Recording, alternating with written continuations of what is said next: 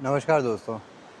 मैं अभी गोवा के वेगेटर बीच पे हूँ और मैं एक्चुअली बैडमिंटन का नेशनल सिविल सर्विस टूर्नामेंट खेलने आया हूँ, तो इसलिए समय नहीं मिल पाया मुझे वीडियो बनाने का। लेकिन चलिए, आज जब यहाँ पे गोवा के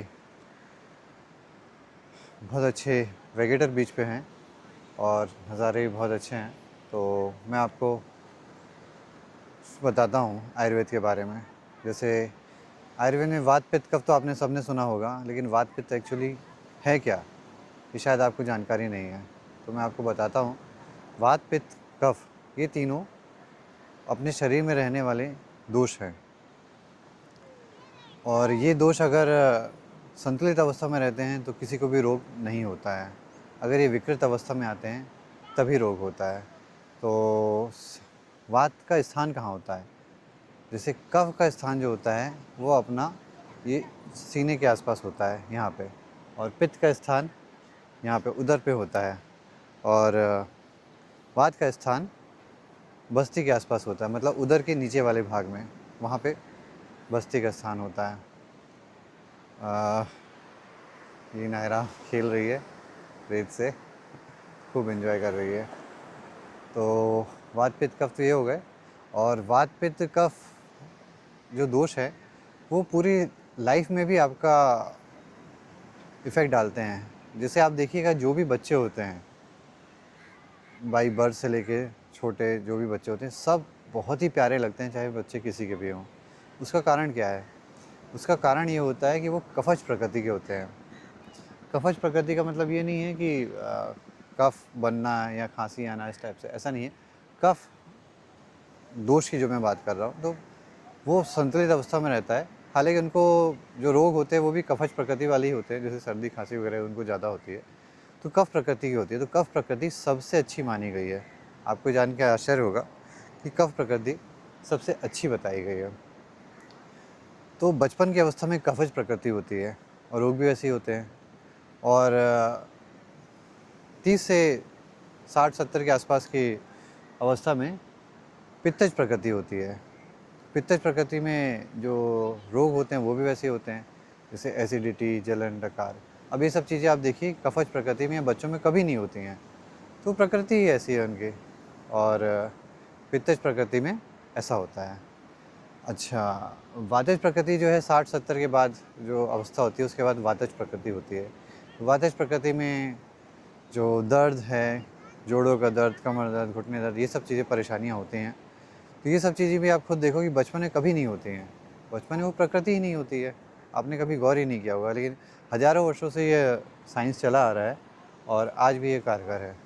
तो आपको ये पता चल जाए कि कब कैसी प्रकृति है और उसके हिसाब से कैसा अपन को खान पान रखना है, तो फिर अपन इसको बड़ा अच्छे से उपयोग करके अपन स्वास्थ्य लाभ प्राप्त कर सकते हैं। जैसे वात जो होता है, आयुर्वेद में पंच महाभूत का बहुत अच्छा वर्णन है और सारी चीज़ें पंच महाभूत से मिलकर बनी हैं। हर व्यक्ति को पता है, लेकिन वो कोई इसका प्रैक्टिकल नहीं कर पाते हैं। क्यों? उनको पता ही नहीं है कौन सी चीज़ किस से बनी है। अब जैसे जो वात दोष जो बताया गया है वो आकाश और वायु से मिलकर बताया गया है। पित्त दोष अग्नि से मिलकर बताया गया है, और कफ दोष जल और पृथ्वी से मिलकर बताया गया है। तो अगर किसी का कफ दोष ज़्यादा है, मान लीजिए बड़े अवस्था में भी किसी को कफज प्रकृति है, बहुत ज़्यादा है, बहुत हेल्दी है, बहुत ये सब परेशानी है, तो वात बढ़ाने वाले अगर आहार विहार लेगा, जो रस में होते हैं, कटुती कषाय रस आपको अभी नहीं समझ में आएंगे, कटुती कषाय रस का सेवन करेगा तो वो अपने आप वजन को कम करने लगेगा और वो सामान्य अवस्था में आ जाएगा, उसी रोग दूर हो जाएंगे। और वात हर व्यक्ति ने सुना हुआ है, लेकिन वात का मतलब शायद कोई भी नहीं जानता है। वात का मतलब यहाँ पे वायु से होता है। वायु वायु दोष होती है और वायु विकार उत्पन्न करती है। ये आप शायद सुन के चौंकेंगे, लेकिन ये बिल्कुल सही है। तो वायु के गुण क्या होते हैं? वायु के गुण हैं रुक्ष, लघु, शीत, दारुण, खरविष्ठा। मतलब वो रुक्षता उत्पन्न करती है, मतलब खुरदरापन उत्पन्न करती है, लघुता उत्पन्न करती है, हल्कापन उत्पन्न करती है। और अगर इसको ठीक करना है तो आप इसमें इसके उल्टे गुण वाली चीज़ों को यूज़ कर सकते हैं, अपोजिट गुण वालों को, तो आपको उसमें आराम मिलेगा। कैसे? जैसे स्निग्धता। स्निग्धता की चिकनाई किस में होती है? तेल में होती है। आप तेल का सेवन करिए, बॉडी में तेल लगाइए, उससे ये सब चीज़ें ठीक होंगी। रुक्षता को भी ठीक करेगी, स्निग्धता भी लाएगी। और लघुता अगर है तो आप गुरु यानी भारी चीज़ों को यूज़ करिए। भारी चीज़ों को आप खाएँगे तो उसमें भी आपको इसमें लाभ पड़ेगा। इसीलिए वात व्याधि का चिकित्सा सिद्धांत जो बताया गया है, चिकित्सा सिद्धांत केवल और केवल वात व्याधि का यही है कि आपको पुनः-पुनः स्नेहनम स्वेदनम यानी बार-बार आपको स्नेहन यानी ऑयल से मसाज और स्वेदन यानी भाप से सिकाई। ये सारी चीज़ें, स्वेदन भी कई प्रकार के होते हैं, साग्नि, निराग्नि 10 और 13 प्रकार के होते हैं। बहुत सारी चीज़ें बताई गई हैं, सब मैं आपको डिटेल में बताऊँगा। लेकिन इतनी चीज़ें आप समझ लीजिए कि अगर आपको वात व्याधि है तो आप इस सबको उपयोग करेंगे तो इसमें आराम मिलेगा। चलिए एक छोटा-सा विवरण मैंने बताया था आपको और यही चीज़ें आपको ऋतुचर्या में ही पालन होती हैं। वात का संचय यानी इकट्ठा होना, फिर प्रकोप यानी बढ़ना, फिर शमन होना कब होता है? ग्रीष्म ऋतु, वर्षा ऋतु और शरद ऋतु में। गर्मी में वात का संचय होता है, वर्षा ऋतु में प्रकोप होता है। इसीलिए आपने देखा होगा बरसात के समय जब बादल वगैरह होते हैं तो पेन वगैरह बहुत होता है। अगर आपको ये सब चीज़ें पता हों तो आप उस समय वात का शमन करके या आपका ऑयली चीज़ें खा के या अपना ट्रीटमेंट लेकर के उसको शमन करेंगे तो आपको उससे फ़ायदा मिलेगा। पित्त का प्रकोप सीज़न के समय कब होता है? वर्षा, शरद और हेमंत। वर्षा में संचय होता है, शरद ऋतु में प्रकोप होता है, यानी कि सितंबर-अक्टूबर के महीने में।